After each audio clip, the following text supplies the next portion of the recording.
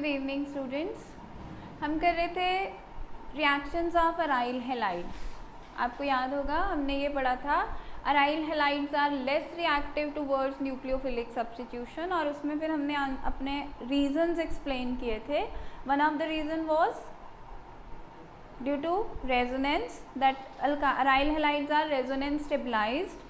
Second reason was hybridization of the carbon atom, and one more reason we discussed, yes, formation of aryl cation which is not stable and is not formed. ठीक है, और फिर हमने कुछ nucleophilic substitution reaction के examples किए थे. आज हमने एक और एग्जाम्पल करना है, that is formation of aniline.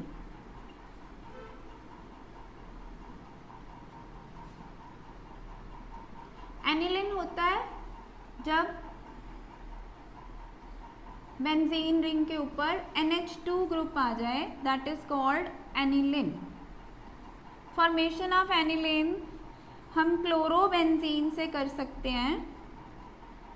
This is our chlorobenzene and the reaction takes place in presence of sodium and liquid ammonia, and Cl is replaced by NH2 group. Aniline is formed. This reaction takes place in two steps. इसमें क्या होता है, पहले step में ये हमारा chlorobenzene है, इसमें जब हमने sodium in presence of liquid ammonia डाला, लेटर से हम इसे यहाँ ले लेते हैं, Cl यहाँ है हमारा, ठीक है, एक ये H है, तो होगा क्या, एक इंटरमीडिएट बनेगा. ये Cl इलेक्ट्रॉन लेके बाहर और यहाँ से हाइड्रोजन बाहर. इस हाइड्रोजन को, प्रोटॉन को बेस एब्स्ट्रैक्ट कर लेगा. क्लोरीन बीइंग इलेक्ट्रोनेगेटिव इलेक्ट्रॉन लेके चला जाता है. ये प्रोटॉन के इलेक्ट्रॉन यहाँ आ गए, तो इसमें एक इंटरमीडिएट बनता है, that is known as benzene.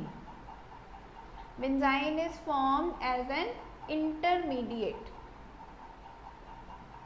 ठीक है.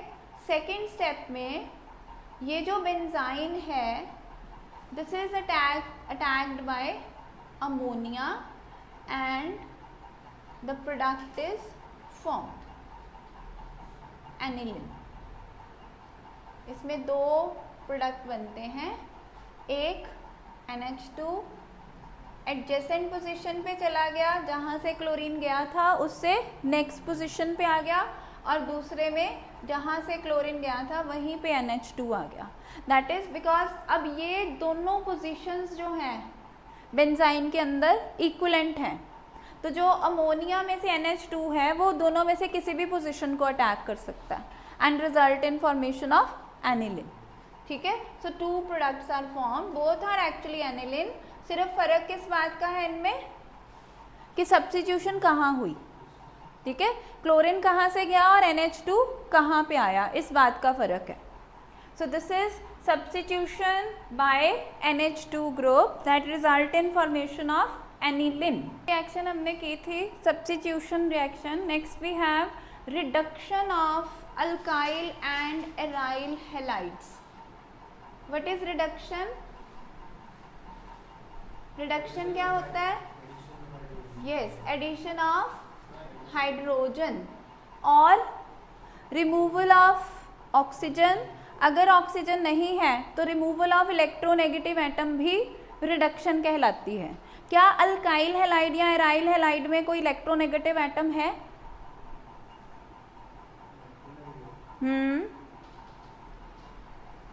हैलोजेंस क्या होते हैं? Electronegative atom. लेटर से ये हमारे पास अल्काइल हैलाइड है, तो हाइड्रोजन क्या है? इलेक्ट्रोनेगेटिव एटम, यानी कि इसको हम रिमूव करेंगे और इसकी जगह लगेगा क्या? हाइड्रोजन. तभी हम इसको रिडक्शन कहेंगे. X चला गया, X की जगह H आ गया, तो क्या बना? अल्केन. ठीक है. इसका मतलब क्या हुआ कि अल्काइल हैलाइड्स जब रिडक्शन अंडरगो करते हैं दे फॉर्म अल्केन्स. ठीक. और एराइल हैलाइड में देखो तो इसमें से X जाएगा, H आएगा, तो क्या बन जाएगा? बेंजीन। ठीक है, aryl halides upon reduction give benzene, alkyl halides upon reduction give alkanes. अब है कि रिडक्शन होनी कैसे है? जो तो अल्काइल हैलाइड्स हैं, हेलो एल्केन्स, इनके लिए हम अलग अलग रिड्यूसिंग एजेंट्स यूज़ कर सकते हैं, जैसे कि हम इसकी कैटालिटिक हाइड्रोजिनेशन कर सकते हैं। कैटालिटिक हाइड्रोजिनेशन का मतलब क्या होता है? In presence of catalyst. ठीक है, for example we can use nickel और प्लैटियम एज कैटलिस्ट, उसकी प्रेजेंस में हम हाइड्रोजन ऐड करा देंगे। या हम इसकी रिडक्शन कर सकते हैं जिंक कॉपर कपल के साथ इन इथेनॉल, या सोडियम और इथेनॉल से। सोडियम और इथेनॉल आपस में रिएक्ट करके नेसेंट हाइड्रोजन लिबरेट करते हैं। जो नेसेंट हाइड्रोजन है वो जाके अल्काइल हैलाइड या एराइल हैलाइड को ऐड हो जाएगी।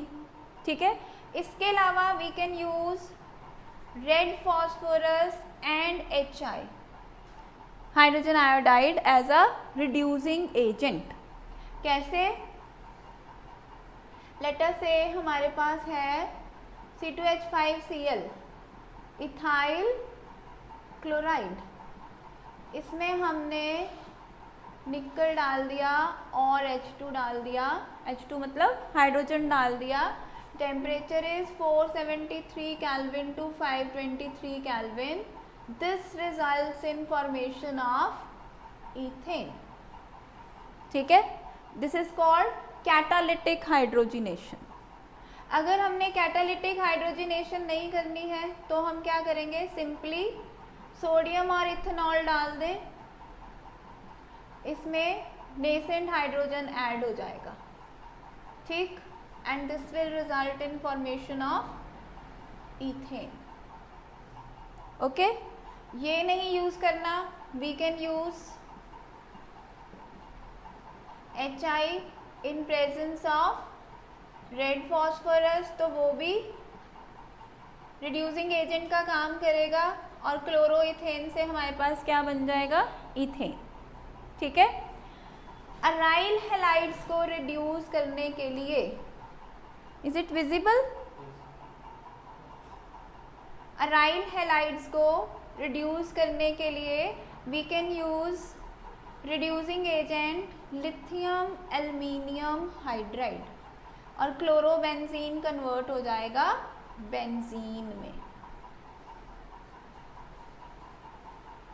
This is called reduction of alkyl and aryl halides. Next property we have is reaction with metals. जो अल्काइल हैलाइड्स हैं और एराइल हैलाइड्स हैं, they can also react with metals and they form their corresponding compounds. कौन कौन से metals के साथ ये रिएक्ट कर सकते हैं? They can react with sodium, they can react with lithium, they can react with magnesium, zinc, copper, lead. इन सब के साथ हम इनकी रिएक्शन करेंगे turn by turn. First of all let us say we have reaction with magnesium. जब alkyl halides magnesium के साथ रिएक्ट करते हैं, they form RMgX. This is a very wonderful compound known as Grignard reagent. Grignard reagent बहुत सारे organic reactions में काम आता है, बहुत सारे कंपाउंड्स को बनाने के लिए। आगे आने वाले सभी चैप्टर्स में हमने ग्रिग्नार्ड रिएजेंट को यूज़ करना है। ठीक है, सो ग्रिग्नार्ड रिएजेंट क्या है? RMgX। फॉर एग्जाम्पल मान लो हमारे पास था C2H5Cl और हम इसका रिएक्शन करवा देते हैं मैग्नीशियम के साथ। सॉल्वेंट हम इसमें यूज़ करते हैं ether. Ether is used as a solvent and the reaction takes place totally in dry condition. बिल्कुल भी मॉइस्चर नहीं होना चाहिए। ठीक है, तभी ये रिएक्शन होता है। This is chloro ethane. और जब ये मैग्नीशियम से रिएक्ट करेगा, this will produce ethyl magnesium chloride which is called Grignard reagent. ये जो ग्रिग्नार्ड रिएजेंट है, this is also an organometallic compound. Organometallic का मतलब क्या है? इसमें ऑर्गेनिक कंपोनेंट भी है अल्काइल की फॉर्म में और मेटल भी है। ठीक है, मेटल्स जो होती हैं इलेक्ट्रो पॉजिटिव होती हैं, तो यहाँ पे मैग्नीशियम पे हमेशा पॉजिटिव चार्ज आएगा और कार्बन के ऊपर हमेशा नेगेटिव चार्ज आएगा। ये ग्रिग्नार्ड रिएजेंट की खास बात है, ये आपने ध्यान रखनी है क्योंकि ये इसकी प्रॉपर्टी हमें आगे बहुत काम आनी है। That metal is always more electro positive, तो मेटल पे पॉजिटिव चार्ज आएगा, कार्बन पे नेगेटिव चार्ज आएगा।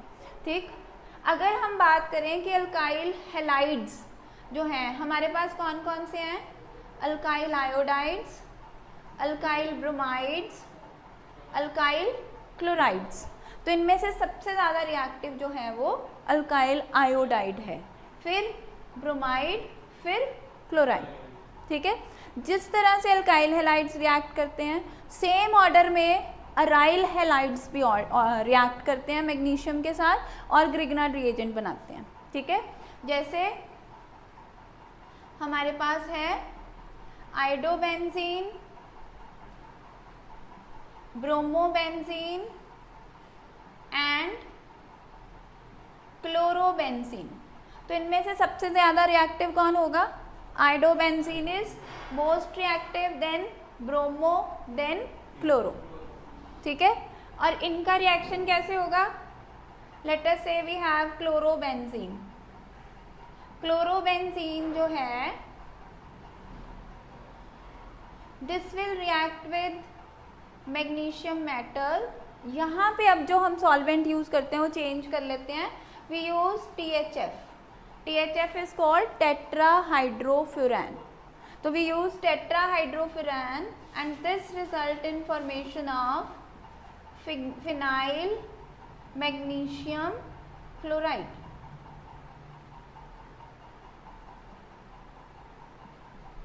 That is a Grignard reagent.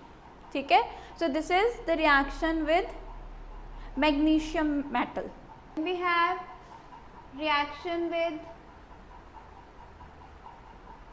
lithium.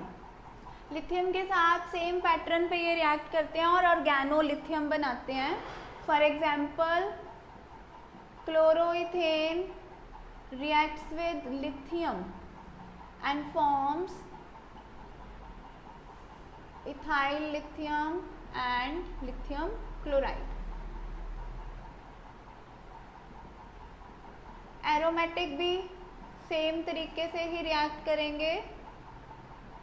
दो लिथियम के एटम एक फिनाइल लिथियम बना देगा और एक lithium chloride. So this is how they react. जैसे ग्रिग्नार्ड रिएजेंट रिएक्ट करता है वैसे ही ऑर्गेनोलिथियम, ये भी ऑर्गेनोमेटालिक कंपाउंड है, ये भी ऐसे ही रिएक्ट करता है। ठीक है, then we have reaction with zinc.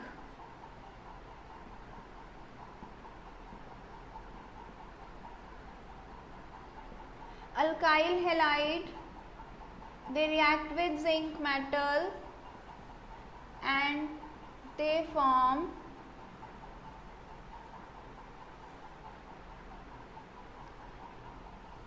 dialkyl zinc compound.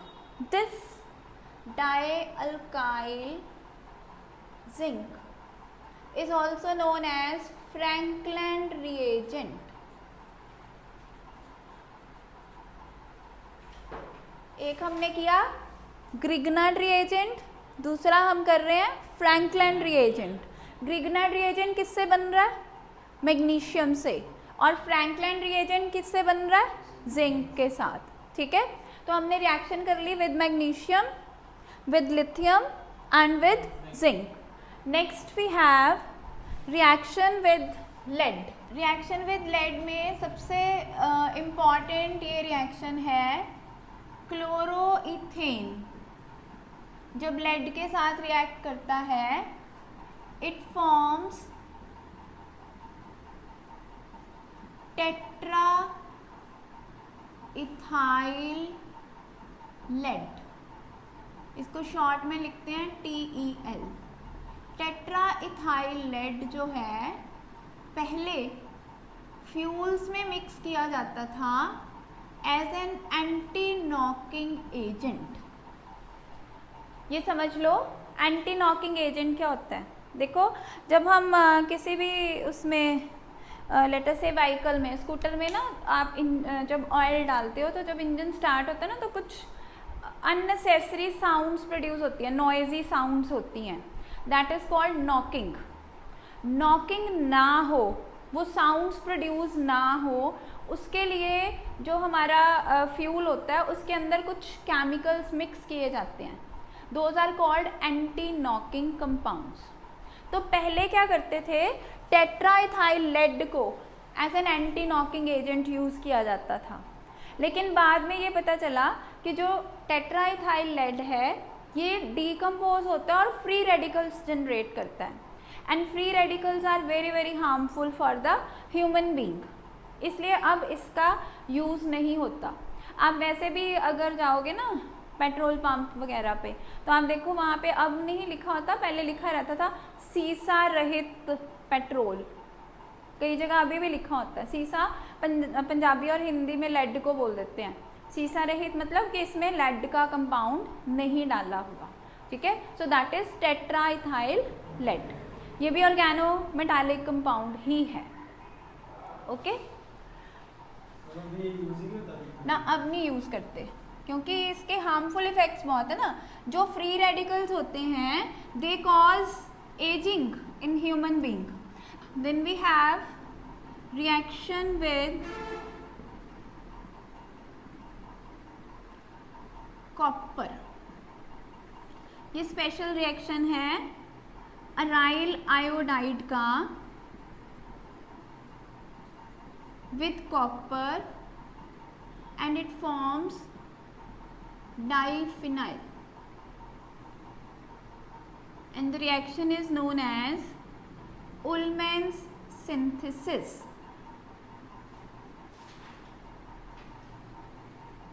कैसे होता है, आइडोबेंजीन ले लेते हैं 2 मॉलिक्यूल और इसको ट्रीट कराते हैं कॉपर के साथ, इसे हीट कर देंगे, दोनों बेंजीन रिंग आपस में जुड़ जाएंगी and the compound formed is called biphenyl और डाइफिनाइल। इसमें क्या हो गया, कार्बन कार्बन बॉन्ड फॉर्मेशन हो गई। The reaction is known as Ullmann's synthesis.